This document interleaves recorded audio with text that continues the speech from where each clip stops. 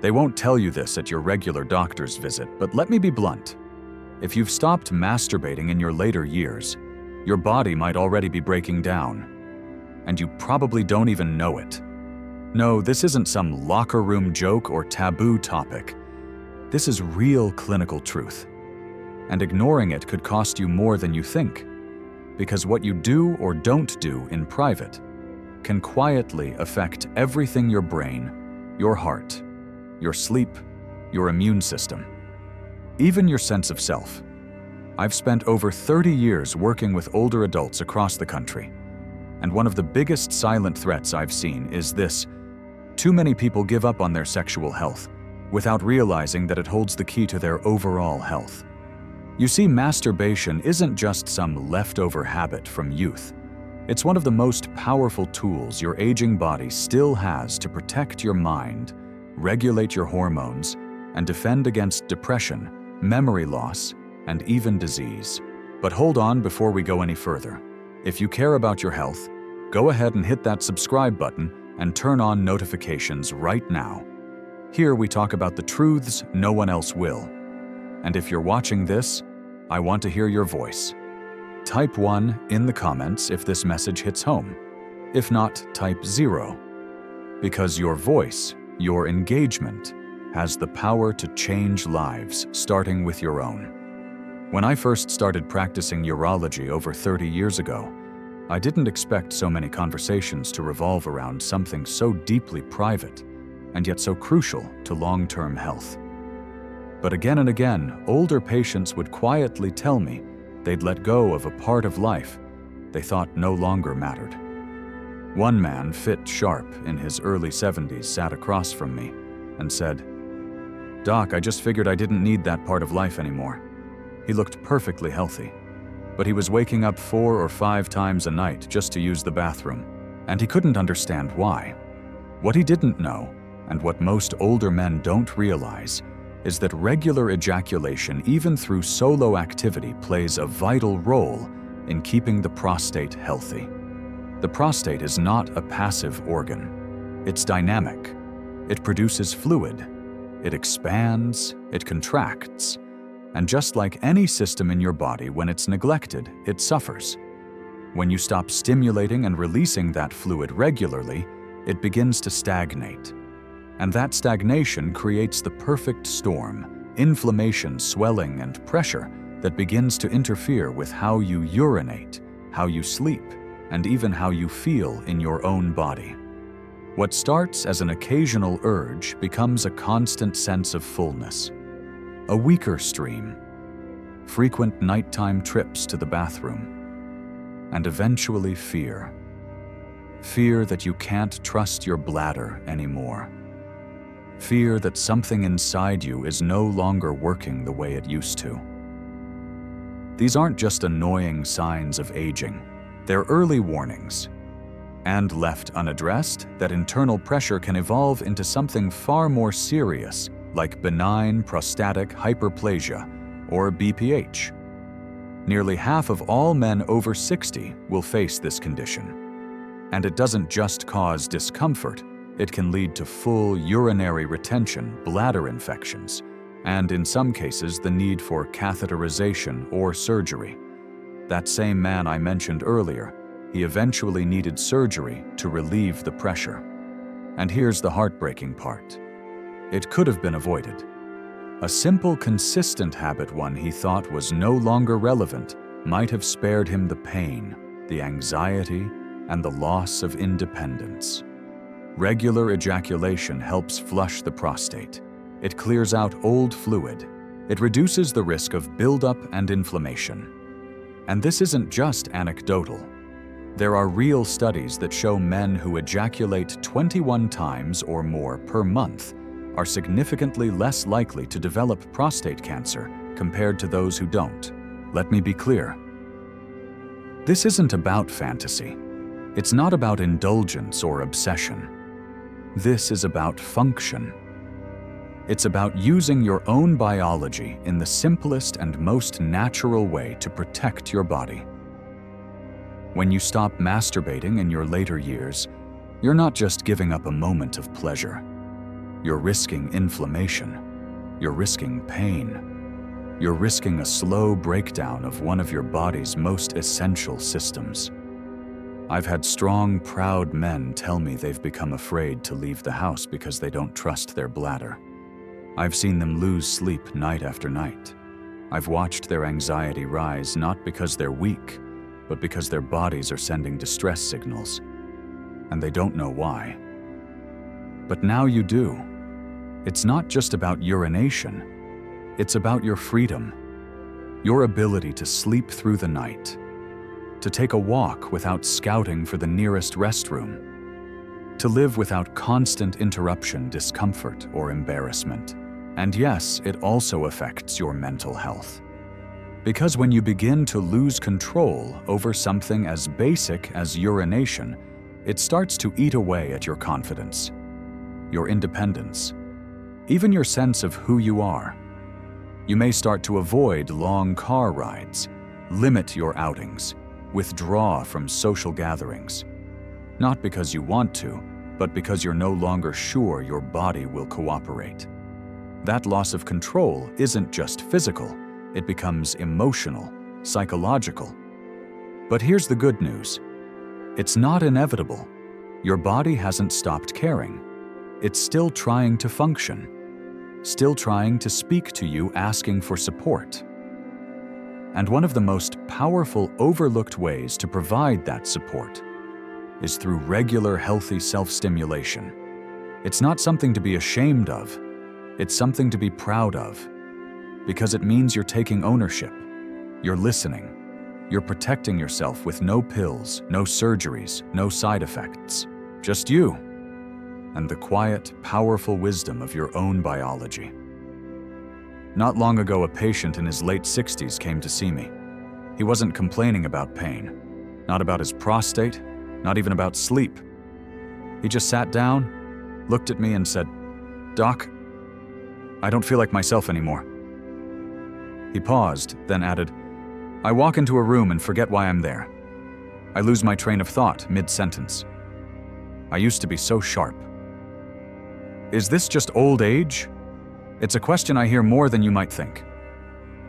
And yes, aging can bring some natural changes in how the brain works. But that's not the whole story. Not even close.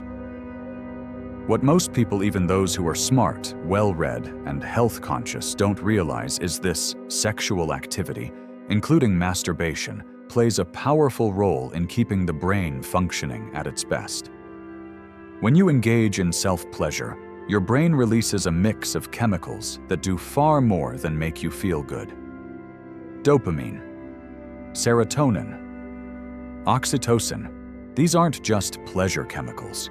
They're essential for memory, emotional balance, and mental sharpness. They help maintain healthy neural connections. They increase blood flow to the brain. They reduce levels of cortisol, the stress hormone that in high doses can literally damage brain cells.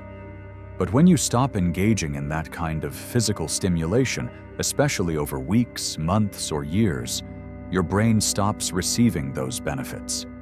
The chemical surges slow down, the circuits get quiet, and what happens next can feel like your mind is starting to slip away.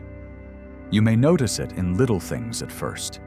You forget names more often. You repeat yourself in conversation. You struggle to find the right word.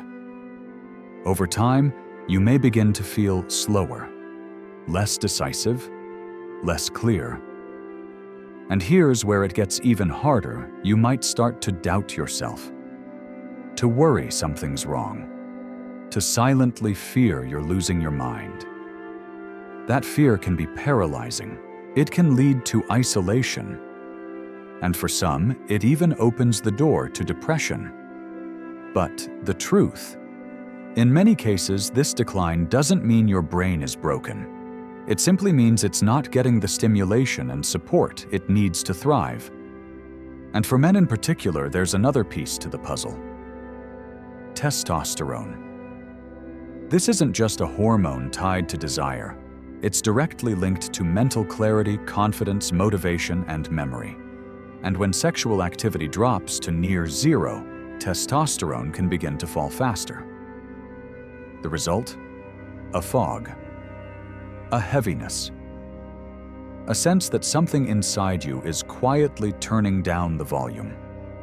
Some studies are even starting to connect reduced sexual activity in older adults with early signs of cognitive decline, including conditions like dementia. Now, to be clear, I'm not saying that a lack of masturbation causes Alzheimer's, but I am saying this. When the brain is deprived of emotional release, chemical balance, and hormonal support, it becomes more vulnerable.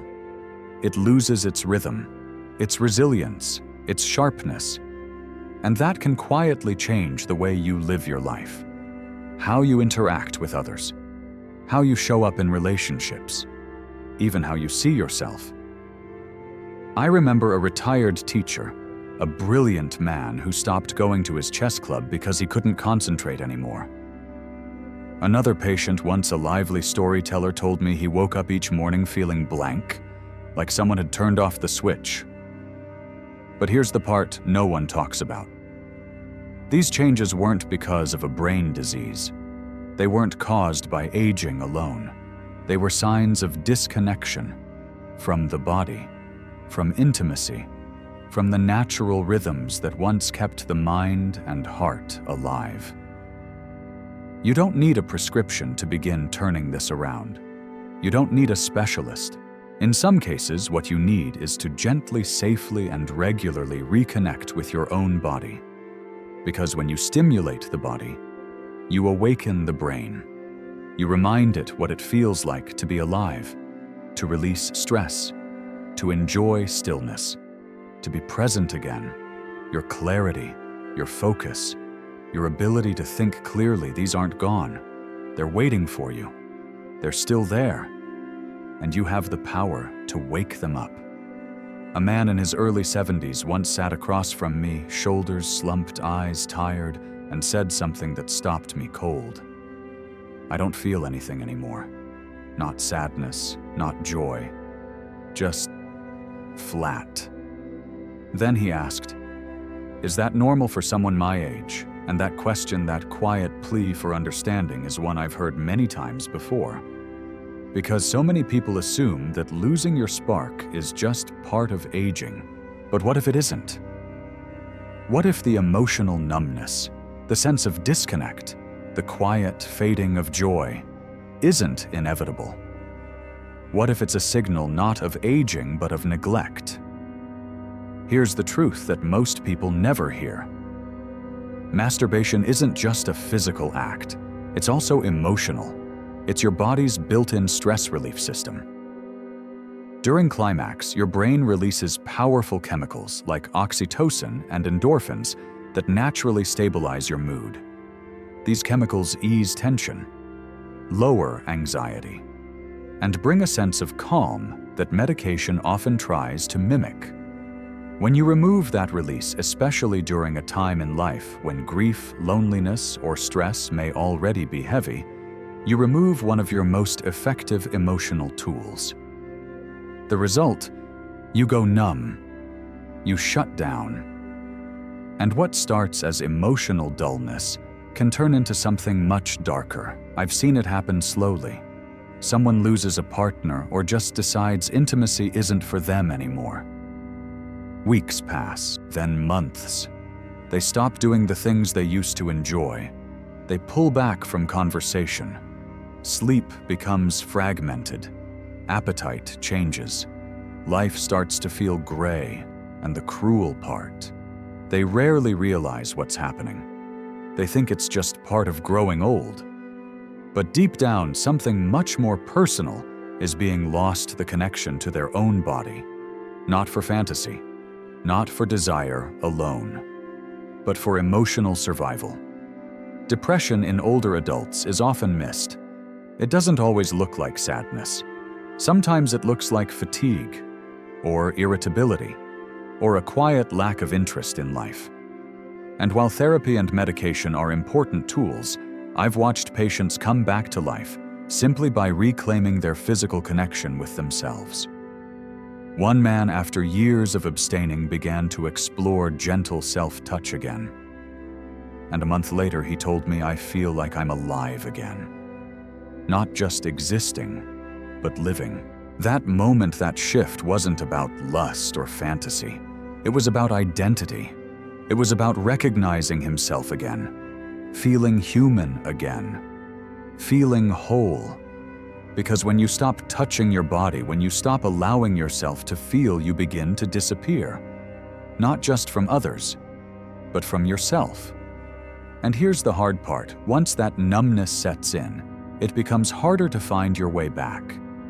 You stop noticing small aches, stop dressing with intention, stop moving your body just for the joy of it. And slowly, almost without realizing, you start to believe you no longer matter. But you do. You always have. You always will. Self-intimacy in later life is not about clinging to youth. It's not about fantasy or shame. It's about staying connected emotionally, spiritually, physically to the person you are right now. One woman told me she hadn't touched herself since menopause. She said, "I just stopped feeling like a woman. And the less I touched myself, the more I disappeared." That word "disappeared" hit me hard. Because that's exactly what happens to so many older adults who step away from physical intimacy. They lose visibility, vitality, their sense of presence in the world. But it doesn't have to be that way. Not for her, not for him, not for you.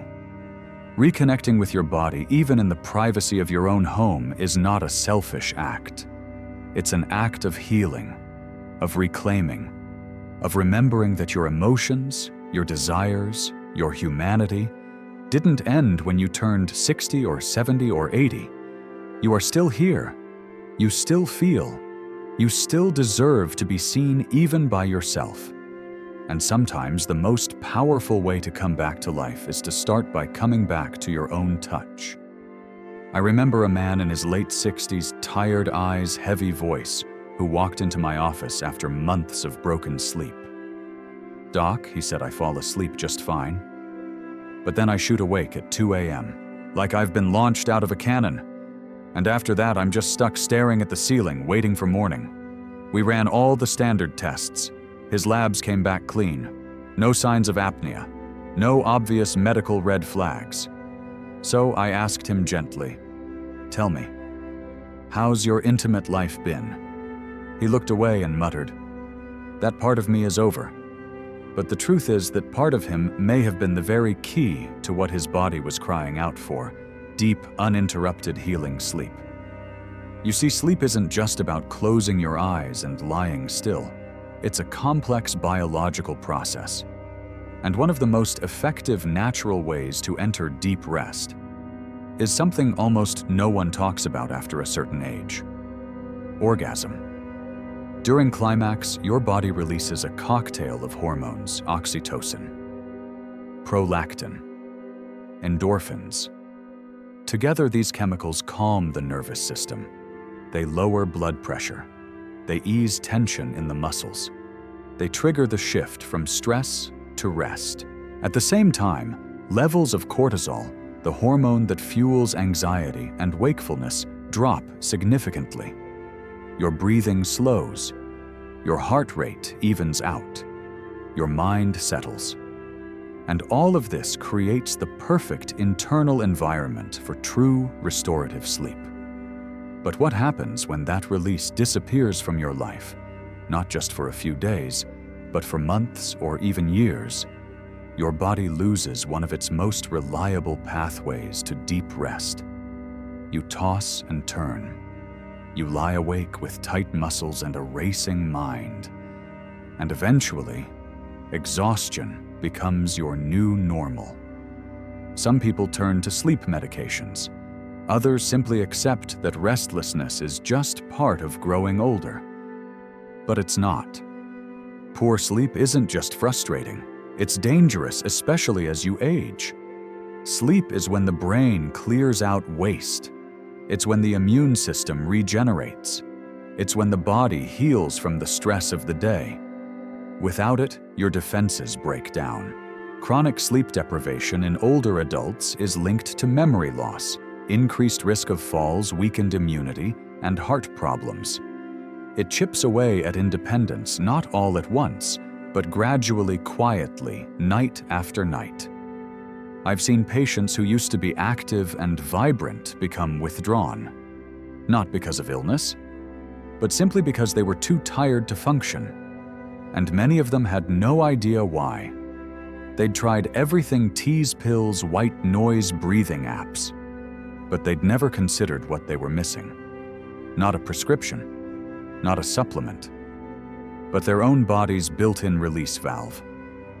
Masturbation may seem like a small, even trivial act, but for some people it can be the difference between fragmented rest and deep healing sleep.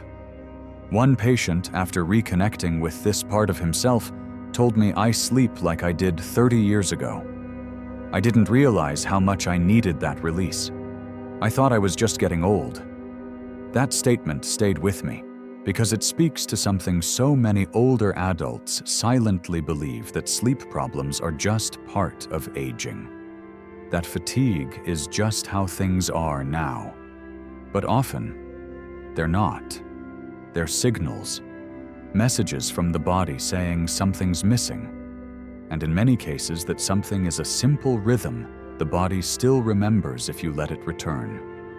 If you're lying awake at night, mind racing, muscles tight, staring into the dark for hours, ask yourself, when was the last time your body truly let go? Not just physically, but emotionally, hormonally, neurologically. Sometimes the answer isn't in another pill. Sometimes it's in remembering a part of yourself that the world told you to forget. You're not too old. You're not past your prime. And you're not alone in this. Sleep isn't a luxury. It's your foundation. And reclaiming the tools that help you rest deeply, even solo, isn't just okay. It's essential.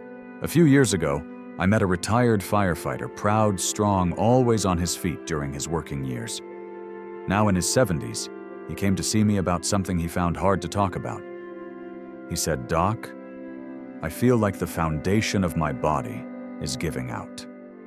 He'd noticed mild urinary leaks, discomfort when standing for too long, a strange heaviness in his hips and lower back.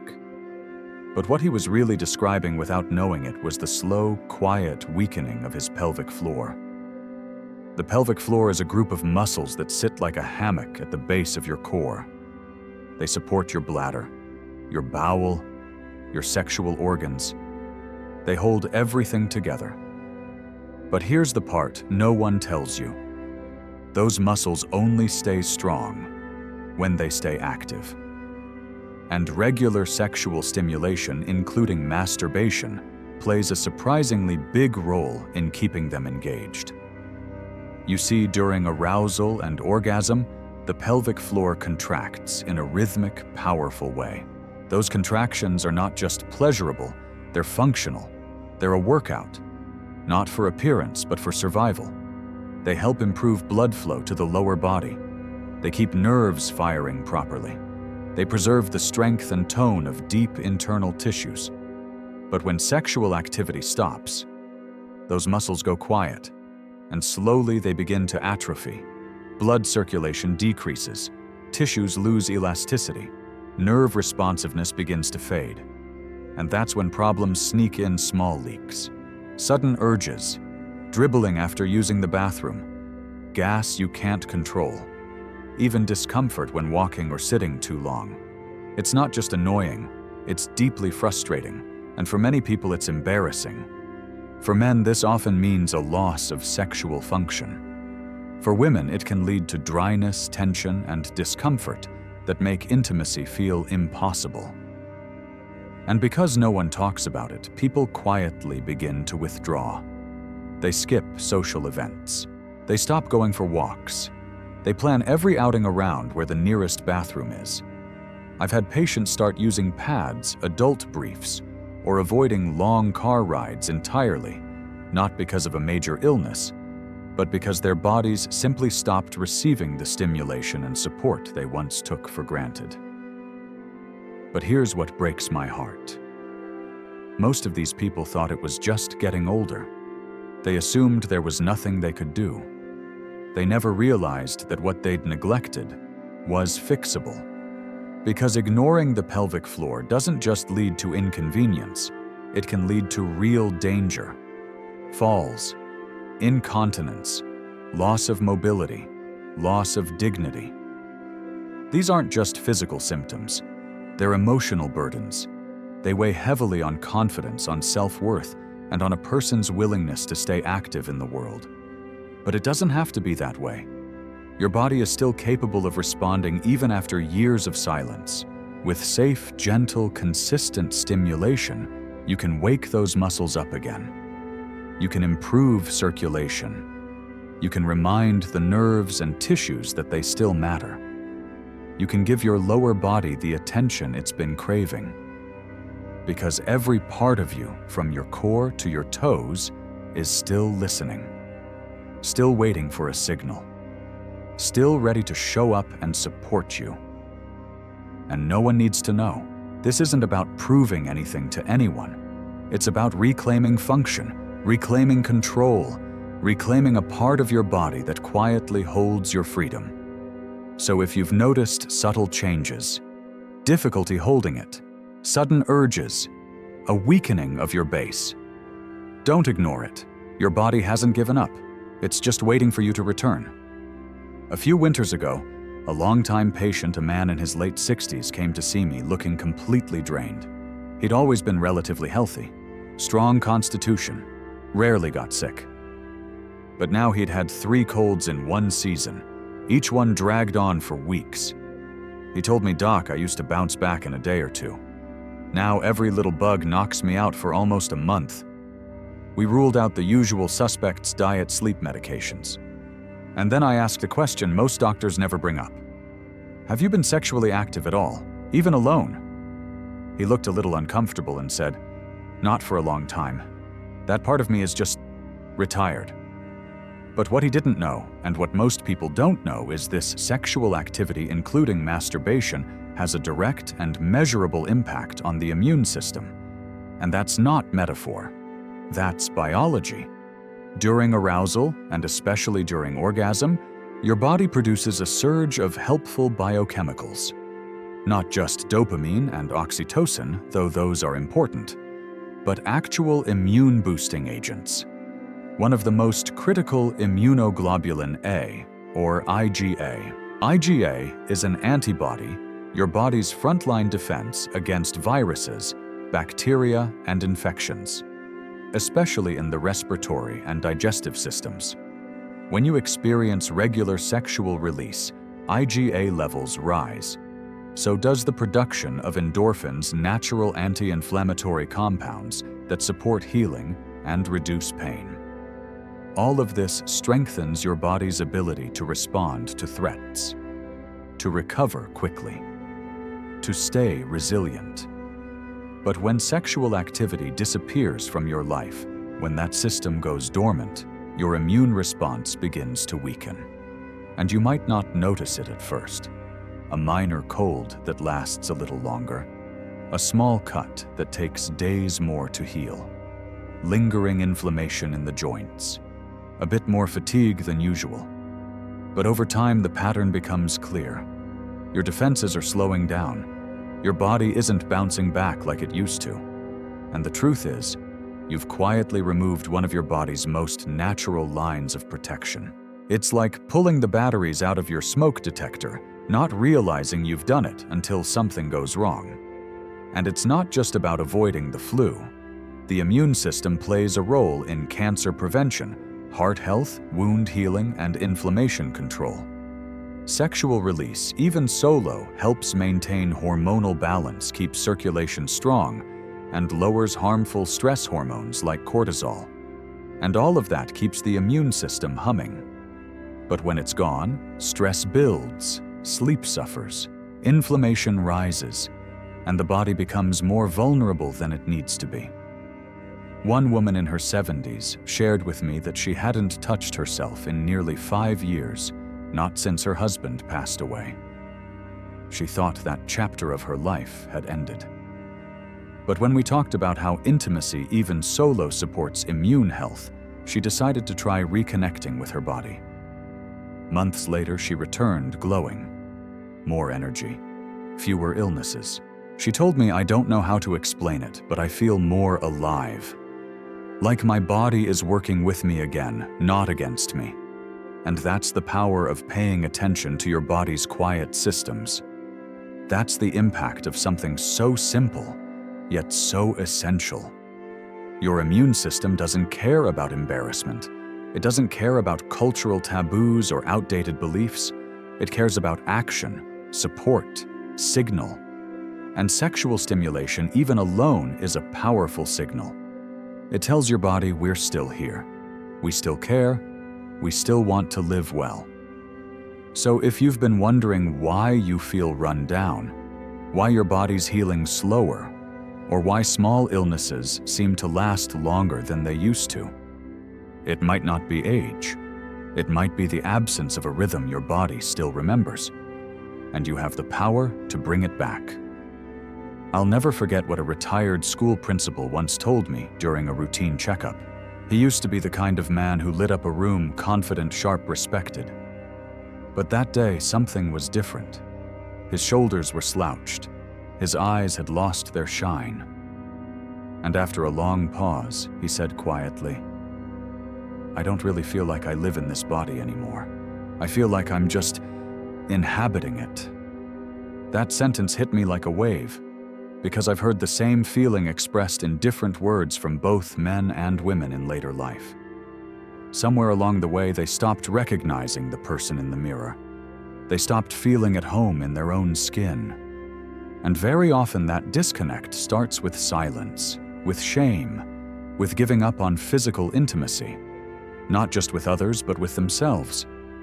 They tell themselves it's no longer necessary, that it's too late, that they've outgrown it. But here's the truth.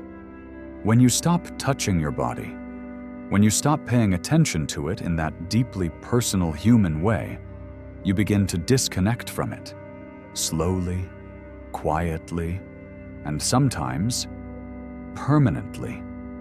Because self-touch isn't just about desire, it's about presence. It's how your nervous system knows I'm still here, I still matter, I still feel. It's how you remind yourself that your body is still a part of who you are, not just a vessel you're waiting to leave behind. But when that connection fades, something else starts to erode. A kind of emotional and psychological distance takes hold. It becomes easier to overlook small discomforts, easier to skip self-care, easier to believe that this stage of life isn't worth nurturing. And that's the most dangerous loss of all, not your strength, not your libido, but your worth. I've seen that disconnection lead to deep emotional numbness, to shame about aging, to a quiet withdrawal from physical affection, even from partners who still want to connect. And over time, it chips away at the motivation to care for the body at all. People stop dressing with intention. They stop exercising, they skip meals, or they eat whatever's easy because why bother? One woman told me she hadn't touched herself since menopause. She said, "I just stopped feeling like a woman. And the less I touched myself, the more I disappeared." That word disappeared stayed with me because it describes what happens so often so quietly to older adults who've let go of their physical selves. They don't just lose pleasure, they lose visibility, they lose identity, they lose a sense of being alive in their own body. But here's what I need you to hear. It doesn't have to stay that way. Not for her, not for him, not for you. Reclaiming your body through self-touch isn't about returning to who you were at 20. It's not about fantasy. It's not about lust. It's about honoring the life that still exists inside of you right now. It's about saying, I'm still here. I still deserve to feel. I still deserve to be seen even by myself. Because when you reconnect with your body, even gently, even privately, you begin to reverse that quiet erasure. You remind yourself that aging is not vanishing, that your worth didn't expire when your youth did. You come home to yourself, and that perhaps is the most healing act of all.